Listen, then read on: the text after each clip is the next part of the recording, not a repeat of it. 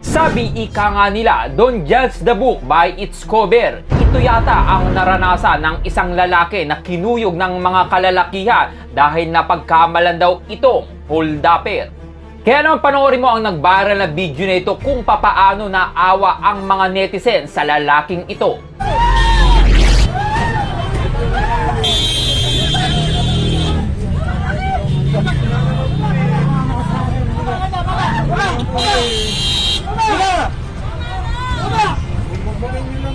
Hindi naman ako yun eh. Ano, sabi mo? Kaya bumaba ako. Bumaba ka dyan, bumaba. Halika, bumaba ako. Bumaba ka na kuya, may barangay naman yun. Bumaba ka na. Bumaba! Sige na po. Hindi naman po ako yun eh. Bumaba ka na, butang eh. Bumaba! Hindi naman po ako yun eh. May ganyan yan eh, ginawa mo yan. Kaya hindi naman po ako yun eh. Ginawa nyo na, bababa Kaya hindi nyo. naman po ako yun eh. May ganyan yan. Kaya hindi naman po ako yun eh. Kaya hindi naman po ako yun eh. Hindi naman ako yun eh.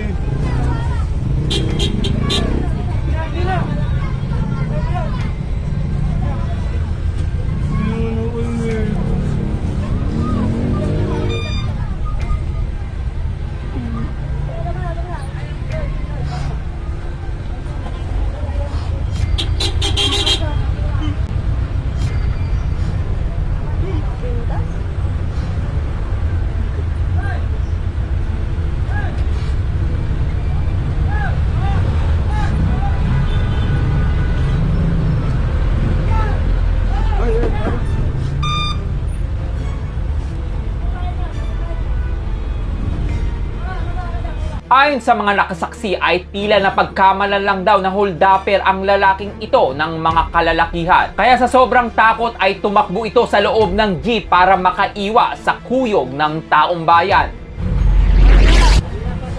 Bumaba ka na kuya, bumaba na.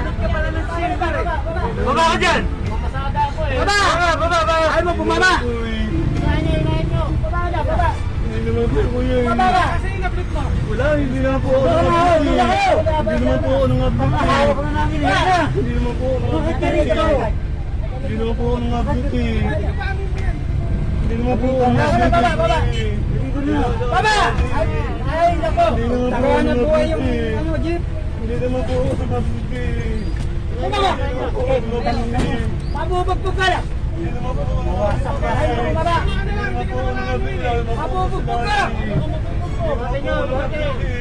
Para!